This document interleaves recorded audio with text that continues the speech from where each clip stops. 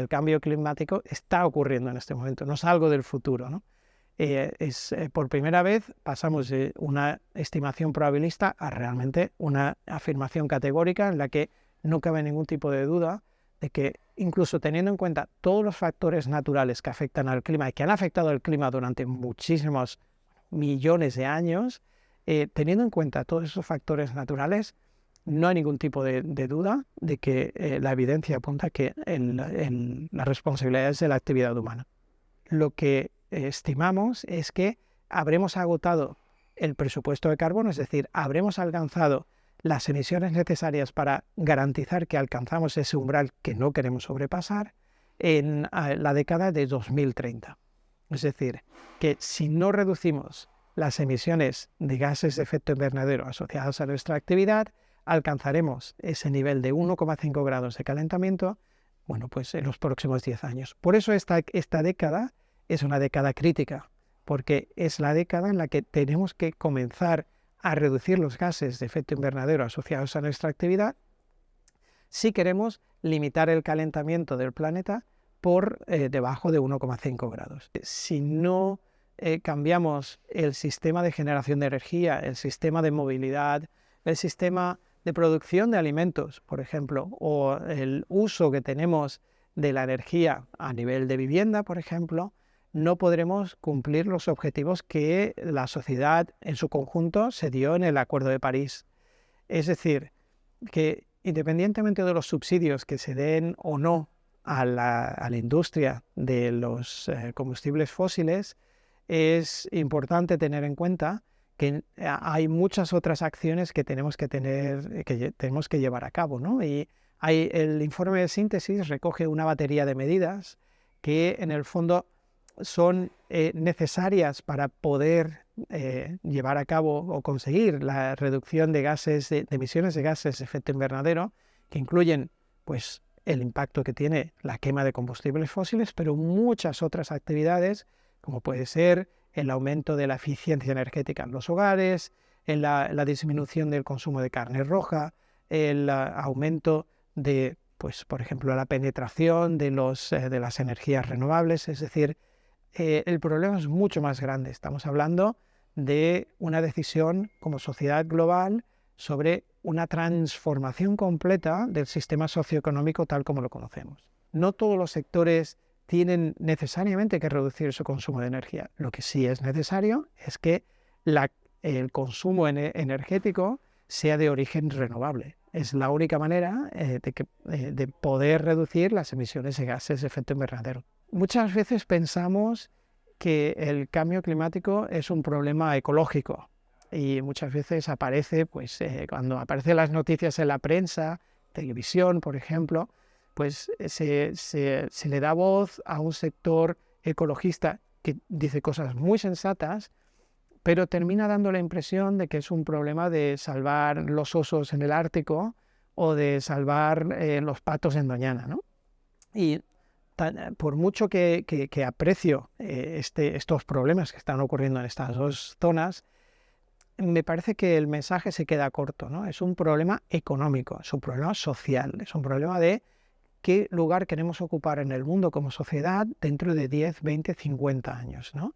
Y lo importante es ser conscientes de que ese lugar está en nuestras manos. Tenemos una oportunidad única para transformar nuestra sociedad hacia una sociedad, pues, mucho más justa, más competitiva, que dé voz a aquellas personas que, bueno, pues pueden aprovecharse de esta transformación, ¿no?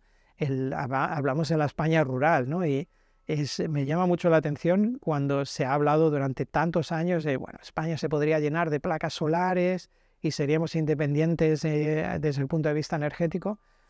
Bueno, no es tan fácil, ¿no? Donde se van a poner esas placas solares vive gente, y esa gente pues se aprecia su territorio, ¿no? Realmente el problema es muy complejo, ¿no? No son solo los impactos, no son solo las medidas, no es únicamente decir vamos a dejar de utilizar el coche, ¿no? Vamos a pensar como sociedad, ¿no? O sea, hace falta una penetración de las energías renovables para reducir las emisiones. Bueno, pues esas políticas que se implementen tienen que tener lugar el contexto en el que se van a llevar a cabo, ¿no? Tienen que tener en cuenta la disponibilidad de agua ahora y dentro de 20 años, ¿no? Porque, bueno, pues la economía también necesita agua, ¿no? Digamos que tenemos que huir, o me gustaría que huyéramos de ese concepto colonialista que tenemos en Europa, en el que pensamos que las regiones vulnerables y aquellos que necesitan ayuda están siempre en África o están en el sur de Europa, ¿no?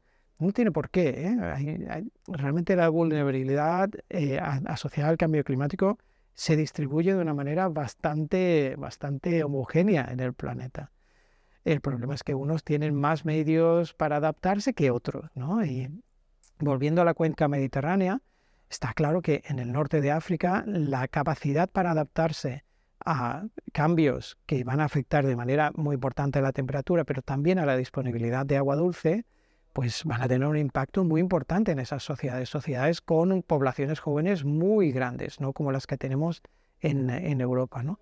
Y eso va a poner una presión muy fuerte sobre esas sociedades. Si no tienen recursos para adaptarse, bueno, pues tendrán que buscar una solución, y es probablemente el interés de Europa el buscar y apoyarles en la búsqueda de esa solución. En la cuenca norte del Mediterráneo la situación es ligeramente distinta, porque bueno, existen mecanismos de adaptación, recursos para llevarlos a cabo.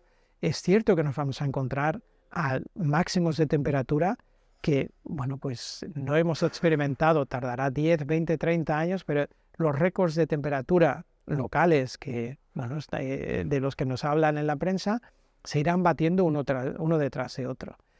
Es cierto que podremos seguir con nuestra actividad, pero ahí el factor crítico es la disponibilidad de agua. Es decir, los embalses no solo se vacían porque llueva menos o se consuma más agua, sino porque llega menos agua porque se ha evaporado antes de llegar al embalse, ¿no? Que es un tercer factor que aumenta de manera dramática con el cambio climático. Pues si lo abordamos desde un punto de vista tecnológico, más desaladoras, bueno, pues una mejor infraestructura para la distribución de agua, digamos que harán falta recursos, pero podremos abordar el problema. Eso digamos que no lo resuelve completamente, pero bueno, pues digamos que lo primero es concienciarse de que hay un problema, ¿no? Y se están empezando a pensar en soluciones. Hay aspectos que no se van a arreglar ni con desaladoras ni con regadíos más eficientes. El paisaje va a cambiar, tiene que cambiar. No es simplemente una adaptación de los ecosistemas en los que tenemos a nuestro alrededor. Los impactos que se estiman para el cambio climático ahora y en el futuro escalan con el aumento del nivel, el aumento del calentamiento del planeta en su conjunto.